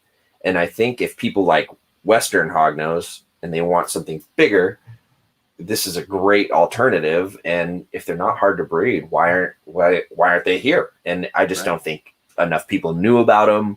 I think the mainstream animals in the hobby really outshone everything. And now we're getting to a point where people are starting to explore these tertiary sort of fringe species. Yeah. And it's a perfect time to champion something like that. So if I have, another clutch, I have no problem selling babies to put those out there. And even considering like folding up the project for me personally, if there's enough out there and I see other people into it, I have no problem backing out of the project and letting the hobby run with it, knowing that I at least lit the match or something to help get it going, because I inevitably have limited space. So, that's something that when I got into Mad Hogs, I was like, I'm going to get into these, try and see if I can figure this out, put some out there, see if we can't get some more attention to them, pull some pressure off imports, because whether or not they're telling you it's being done ethically and within quotas from Madagascar, you really don't know. And ultimately, it would be great if we could just produce these animals and leave what's in the wild there. So Right. I don't Yeah. think they're a hard species to produce. I just think people need to get animals, give them the time to get acclimated and settled, which can take a couple years, and then just devote the time and patience to it, because you just put them together, they breed. I showed you that. Owen's now showing people that. They seem to do better cohab. So, just stuff like that. I always think about when people are working with obscure species. I'm like, I want to know what your end game is. Like, because I think it's I don't know. I think it's a really cool thing and worthwhile part of somebody's legacy to leave behind the fact that they helped, solidify a species in the hobby, and maybe done a little bit to help their wild counterparts, even if it doesn't seem. Absolutely. And me personally, if you do end up getting out of those hogs at some point, I hope you pick up another species. It could be something random, but pick up another species. So that's exactly what I've already done. Apodora. Oh yeah. Apodora. And I'm not quiet about it, and I'm not shy about it. But the thing is, I can do this slowly and do that at the same time, because Apodora are slow growers, because the female that Eric will be sending me has been sort of hit and miss with food for the first year or so. So she's not huge. So I can keep with that slow growth program, and as that grows, that gives me more time to sort of hit a few of my objectives with some other animals, and then move on from those to make room for this to grow. Part of that is timing and tying in with getting a house, so I can devote proper cage space to the Apodora, and maybe even in time thinning out how many rainbow boas I have on hand, thinning out how many carpets I even have. Like, eventually stuff's it's either got to produce or it's got to get gone, because I'm not rolling in space and money. So there's those hard decisions that will have to be made at some point, but you get there when you get there. And I think, Mad Hogs are fun right now, and I hope I can make a contribution with them. And then once I'm done with that, I think the etc. obscure species that I really want to put my effort into is Apodora. Yeah. Just like I have dreams about it. It wakes me up at night, and I go into the snake room. I'm like, did I sell all that? And I flip on the lights. I'm like, okay, it's all here. And I have dreams of literally having a wall of just Apodora, and then on the other side, it's all just popwood carpets. And I'm like, but wait, I wasn't done with my jungles. And I wake up in a frantic, man, that sounds stressful. Dude, it is. Yeah. So I think that's kind of my career pinnacle species calling, is to spend my life trying to figure out Apodora in one way or another. I like that. Do anything I can to support you, Team Riley. I love those animals. I think they're gorgeous. They're seeing cool. yours in person. They're cool. The only other ones I saw in person was at a show. Mm-hmm. I think Dan had them. It had to be Dan. And then of course your guy's awesome. He's great shape. I know I saw him, I think pretty short after when you got him, and to see kind of how he's developed too. I mean, the scales on that head and that bluish tone with a green tone with, I could see myself down the road getting into that, but I can't work with everything, but they're so cool. Yeah. That's the hard part. You can't work with everything. Yeah. I wish you the best with that, man. That's another one of those species that is, people may have heard about. Not everybody's heard about. People that have been around long enough have definitely heard about, but you talk to some of the folks who have been breeding snakes for decades before us. You talk to Nipper; he's got at least a pair of them that he's kept for years. You talk to Wooter Cock. I apologize for mispronouncing that. I believe he's over in Germany. There are several people that have these species, and I think Europeans are probably a little more familiar with them than Americans, but some folks regard them as like top 3 hardest to breed species of python, right up there with like Tannenbars and whatever else. So there's the allure of cracking that code, but I'll never forget the first time interacting with one of those, and it's like being stabbed with a heroin needle and full plunger and like no going back. Yeah. Oh man. 14-foot female draped on my shoulder, just like boom, turn and looked me square in the eye, eyes rotating the socket, deep in shed. I'm like, this is either going to be awesome or terrible. And it was a profound moment, and I'll never forget that. Hats off to Todd Dyer for introducing me to the species, showing me his work, explaining the hurdles he's experienced and is working on overcoming. And I wish him a ton of success. He's got some adults that are fabulous. So absolutely. Yeah. Please. Well, you talk about this stuff. I'm fall for this all the time. I hear you guys talking about something and I'm like, oh, what is that? Yeah. And so now people out there, they're going to be checking it out. But they're gorgeous snakes, but please understand they get very large, very powerful snakes, and don't take them away from Riley. Yeah. Well, it's funny because like we always joke, and you'll hear Owen joke about it, how like he can't find white lips because he's talked about it too much on NPR. And now people are hitting me up like, can you stop talking about Apodora? I can't freaking find them anymore. Right. Everybody wants them now. And I think it's great. They're all imports though. And yeah, they are a big, really, really powerful, strong animal that is not to be underestimated. In the same realm as an adult, big female mainland retic, you need to treat this animal with respect. It is pound for pound stronger than pretty much any other snake you might encounter, with the exception of maybe like a large anaconda or a huge afrock or something like that. They're serious. This little dude, he's 4 feet long. He's maybe a year and a half old. And if he bends my thumb the wrong way, he could turn it purple. Oh, goodness. So, and he doesn't do it out of maliciousness, obviously. He's just that damn strong. So they are an animal that needs to be respected. Seriously. It's not just the latest fad. It's not the, I would really hate to see it go the way of the Boland's python, where everyone and their mom wants them just because it's the trendy thing. Yeah. And then everybody gets them. And then you have all these animals that aren't being devoted towards breeding them or figuring them out, or their clocks being reset because they're being shipped to so-and-so every year. They go somewhere new. And, it's not good for the animals, not good for the species, not good for the hobby. So I don't want that to happen, but I would love to see more folks working with them to establish them in captivity so that if there are people who can do it responsibly, they should have the option to, Yeah. So. Yeah, absolutely. That's a good thing to point out is the cost of things. I really hope they don't go that way because, you see a lot of people, they'll unfortunately spread a snake across 3 credit cards and PayPal credit, and they got these high hopes of just barely hanging on to get this project going, and then when they can't, then this turns into that animal that just changes hands. And it's not for everybody. I don't mean to discount real people that are trying to work with these things and have had things come up, but life happens. There's there's no need to be ashamed if you go in there doing it the right way and then stuff falls apart. That's just how it goes sometimes.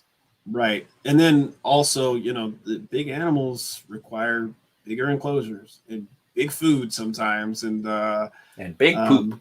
Yeah. And because it's a newer species and figuring it out, it also means adjustments. And with that, you might have to overhaul and do something completely different. You might have to add in some type of humidifier to the room or some type of other heating or cooling system just to experiment in different areas to get these animals going. And it's not cheap, So.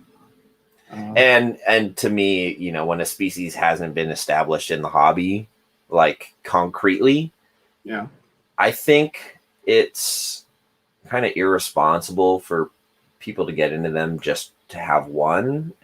Not that people don't have the right to just have one as a pet, but like when there's a species that hasn't been established in the hobby, There are people really working hard at it. There's limited access to them, even as imports, and they're expensive.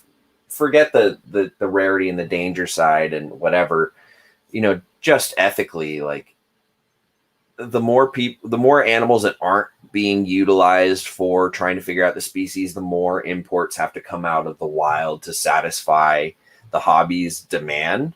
Mm-hmm. And I think the sooner we can take pressure off the wild, the more responsible we can be as a hobby, as keepers.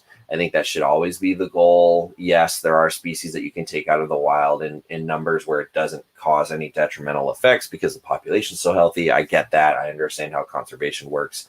So if anybody is listening to this is going, but we need new bloodlines and da-da-da-da-da, I get it. I firmly believe that new blood being injected in is an important way to sustain a captive population. So right, everybody pump the brakes.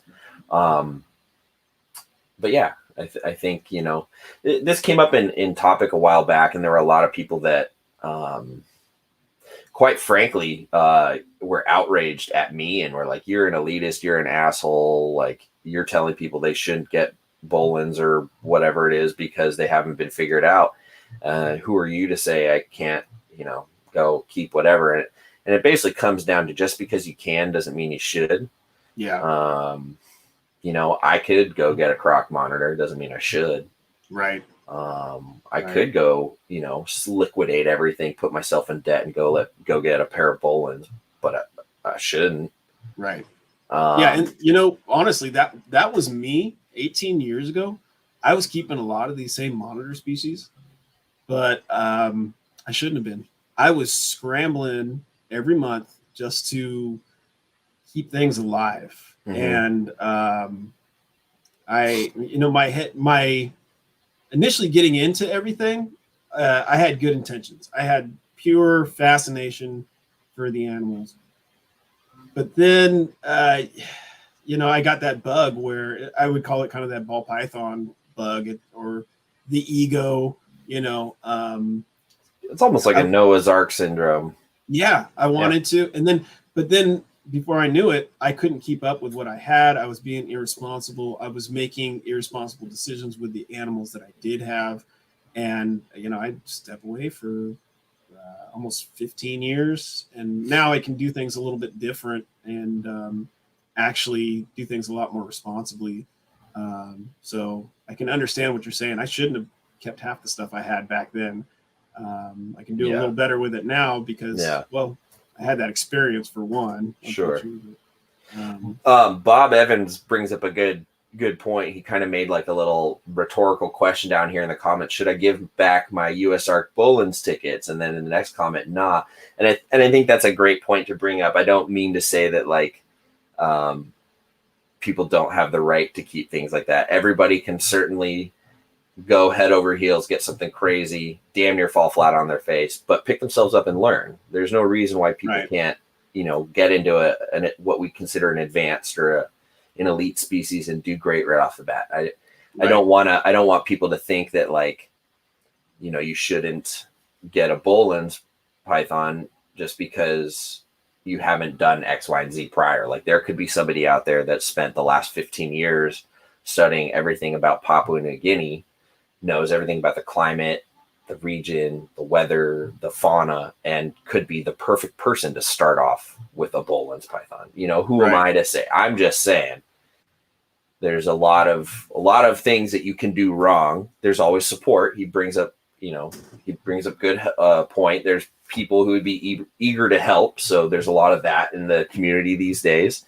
So, just rounding out my last point, I don't want to I don't want people to think that like that there's like steps you have to take before you can work with certain species. I don't subscribe to that because I definitely didn't follow that route. I got rainbow boas and Crebos before I learned a lot of the basics. So but that being said, it's a good way to really fuck up. It's a really good way to like screw something up, fall on your face, ruin some animals, but it can be done. Yeah. So. I think there's there's an argument also to be made that just because it's maybe even your first animal, doesn't mean you can't bring something to the table that's not there. Just because you are an individual, you think differently about something, you might try something that for whatever reason we're not trying either. So that's totally possible. But yeah, I think the type of person you're also describing has a certain mentality about them to a certain degree.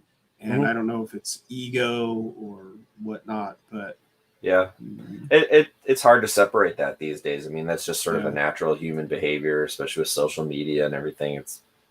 It is what it is, you know. It's part of being human. So, you know, that's why I would never say like definitively people shouldn't or should, you know, one way or the other. There's always a gray area. There's always exceptions to the rule. And Bob brings up a great point. There's always surprising folks in the community that will guide people to success no matter what, you know? So, you know, if that's something you're really passionate about, freaking ignore me and go do it, man. Go succeed or go learn through failures until you succeed. Like, prove me wrong. Like, please do. Cause that's the only way we progress. Right. Like Owen got that clutch of Mad Hog eggs. And I was like, did you cohab them or did you do like, you know, intermittent introductions for breeding? Because I wouldn't care either way. I'd be just as happy to be proven wrong that you can, you know, just do intermittent intros and they'll breed. Because that just means more information, more success potential for the hobby. But, you know, he cohabbed them, and that's what I consider the best way to do it. And it was just a little more data to follow that. But, you know, just I have no problem being wrong. I have no problem eating my words. You know, prove it. Put me down. Show it. Absolutely. Let's do it. Get it done. You know, show us what's up. Be the pioneer, or bring in another level of knowledge to a certain species. And then show all the different things that work and why through the years we can figure out more in detail why this works, why this person does it this way and it works. It's all great knowledge. But you know, if you win those animals, please go support USARK. You know, if you find yourself in that situation, Alan has space if you need to send the Boland's python somewhere. It's just till you figure things out, you know. He's got the warehouse space. He's a great guy. He's happy to take them off your hand. Prepaid shipping labels. Throwing that out there. Goodness of my heart. whoever wins that is really gonna have some serious community support. The folks that are donating it said that they're not just going to leave somebody high and dry. There's definitely going to be a lot of involvement in making sure those animals are well cared for. Because there's some ethical questions about, you know, giving away animals or donating or raffling animals. There's ethical debates that could be, you know, had till you're blue in the face about that. So USARK being the seasoned lobbying group and the folks involved being very well experienced have thought about that and are making sure all concessions and details are, you know, taken into account. So I think there's also an option to cash out. You can not take the Boland's, and I think you can take the cash equivalent. I think either way, if you win, there are tax implications that you will have to pay at the end of tax filing season come next year, but just be mindful. But so I don't know. I think Eric and Owen have been saying it for years, and every year they do the breeding roundtable podcasting where they go over carpet python breeding every year. And the reason why they do it is because every year there's new people, every year there's new information, and every year there's new stuff that we've sort of figured out for ourselves or, you know, so, you know, new people come into the hobby, haven't maybe experienced the same questions or didn't experience the old forums and MP and didn't get to see how these debates were hashed out. And so there's a lot of questions coming back around these days. It's 2021 and people still are talking about the JAG gene and still thinking that it's only neuro when you breed JAG to JAG and you can outcross it. Or like, there's still these really, really basic, like we've understood this information for 15 years type of questions happening. It just, you know, new people coming in, and that's the revisiting of information and the recirculation of it, and it's healthy. So yeah, but absolutely. I love listening to all those episodes. Yeah. You know, when I got into this again, I went through all of them, and I did it in a compact period because there was already, you know, I think 7 or 8 years of information out. And so getting to listen to it like that, it was just a wealth of knowledge. And to see people before me revisit things, talk about an idea one year and then the same idea next year. Did it work? Did it not? What did they notice? I mean, it's incredible information that's in there. Yeah. I hope we could do that for multiple species, like the hogs that you're working with, or tortoises, different. Take your pick. You know, there's animals out there for everybody, and we all want this knowledge. And so many things too can cross over. You know, and you talk about revisiting things and thinking kind of with that monitor brain, but I'm sure everybody has their Boland's idea, you know, the one that's going to work. But you know, thinking with what some of these people are doing with Kai with the mongrel monitors and the different ideas, things he's said that work for him, things he's trying, you know, these other animals are experiencing the same climate. They're utilizing the same areas, so to speak, not necessarily Boland's and mongrels, you know what I mean, but across the board with different species from the same areas. And, you know, that episode with the Savannah monitors goes into some of that, and it's fascinating. You know? Yeah, you could look at a map of the globe and look at stuff on the same lines of the equator, and you'll realize there's a lot of similarities in climates from something that lives at this latitude in Africa that lives at this latitude over in Southeast Asia or whatever it is. Right. And we get into these modes of thinking about, you know, the once a week feeding with snakes or the everyday feeding with monitors every other day. And it's, you know, some of these ideas that have come along that you guys talk a lot about diamond pythons and all the work that went into diamond pythons and honestly having to kill a lot of animals. Yeah. But to get to the point where it's like, ooh, we got to cool them down, you know? And then also adding in food cycles, because these animals, things are coming in at different seasons. So there might be a season in their life where they're not eating for months at a time. Snakes, lizards, whatever, they're just not eating. And for us in captivity, you know, that doesn't compute sometimes. It's right. It's hard. It's different. It's very foreign to us. Right. I'm a bad keeper if I don't feed my animal. And right. You know, you got to use these things together and seasons, food, all this.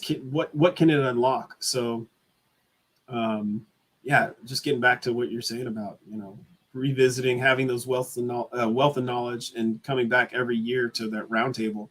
I think those things are absolutely, you know, gold mines of information. Yeah. So, the constant reevaluation of what you know is the only way you'll continue to learn. Right. Yep. So I agree. Ooh, almost knocked over my French press. Almost broke a third one. Yeah. I suggest the next one you get. Hopefully this one will last for you, but they make them in stainless steel. You know, I like glass. I like my glass. I'm glassy like that. Glassy, acrylic. We'll I hate acrylic. Don't even get me started. Don't even get me started. That's a trigger word right there. All right. So I'm going to say thank you for joining me today. I didn't think we would get anywhere near 2 hours. That's kind of like our unspoken like mark. It just sort of happened that way. I was thinking, we'll just answer some questions, probably do an hour or whatever. But we're staring down the barrel of 2. So I think we'll round it out here. And in the spirit of, you know, supporting the community before we get into all of our signing off stuff, definitely go check out usarc.org, become a member if you are not. It can be as simple as a one-time donation. You can also do the $5 a month, and it's an auto withdrawal. You can even do more than that. And then there's also USARC Florida, usarcfl.org. It's a separate branch within USARC because Florida itself has such a unique climate as far as the reptile keeping legal world goes. They have their own separate sort of stronghold within it that is also worth donating to. And if you're unsure about it, you can Google it and find it, no problem. But they also have a really awesome giveaway that should be wrapping up soon, where you could potentially win a pair of Bolin's pythons and some decked out focus cube habitats. I don't know if that's still open for submissions. It could be, but if you want to find out, go check it out on usark.org and usarkfl.org. Yeah, they're the only lobbying group out there that's trying to keep our rights in place as they are and keep us able to keep reptiles. So the least we can do is show some love and support right back. So definitely go check that out. I'm going to say, for me, you can find me at Riley's Reptiles or Riley Jimison on YouTube. NPR Network has a ton of shows that are ongoing podcasts that you can get on Apple, Spotify, all your favorite podcast platforms, anything from the OG NPR to the newly launched Monitor Keeping podcasts and everything in between. Field Herping podcast, Carpets and Coffee is what we're on right now. Collierbrid Corner, Humans of Herpetoculture, Carpet Cliff Notes, Herp History. There's just no end to it and more coming. So, and then if you would like to get some swag, you can go to the Teespring store and look up NPR Network, and there's all sorts of stuff: sweaters, old school Carpet Fest shirts, coffee mugs, you name it, it's all there. And if you really are one of those diehard fans that loves the legacy that Eric and Owen have built over this last decade and really want to sink your teeth into supporting them, you can go to Patreon and support them for either $5 a month or $10 a month. $5 is gets you buy a cup of coffee sort of thing for the guys, and then $10 a month gets you exclusive access to once monthly private Q&A streaming video stuff going on there. And before we close out, I definitely want to give another big thanks to Alan. Again, thank you for sparing me from talking to myself for a long time. I do that enough in my day-to-day routine as it is, and my doctor said it was bad for me. So you are doing the Lord's work, sir. Would you like to throw out your contact information so folks can keep track of you and see what you're getting involved in? Yeah. So the Instagram page is origins_reptile. And then also on Facebook, Origins Reptile. You can find me on either one of those. If you do look me up by my name and you send out a follow or a friend, it's no offense to you, but I'm probably not gonna okay it. It's just I got a lot of family and other things, so I try to keep them separate for my own sanity. So, but check me out there. Also check out the Monitor Keeping podcast. We're under the NPR umbrella here. Hopefully we can get some good content out to you guys from there. Riley, thank you for this. This was a lot of fun. Actually, I had a real good time doing this. And for the people out there, this was like a phone call or a text message. Hey, good morning. What you doing? Hey, I'm about to go on. Oh, I'm solo. Oh, well, I need coffee. yeah. Let me make a cup of coffee. Maybe I can help out. And yeah. So Riley did help me move a massive cage the other week. So, the least I can do is keep you from talking to yourself. My forearms hurt for a week after that, by the way. I took the management role in this. Riley, you did a great job. I saw you supervising. Yeah. Yeah, exactly. All right, man. Well, thanks again. It was always good chatting with you. And I'm going to hit you up off air. Let's grab a bite and play with some lizards. Sounds good, man. All righty. Thank you again, everyone, for joining in, and we'll catch you all next week for some more Carpets and Coffee. Adios.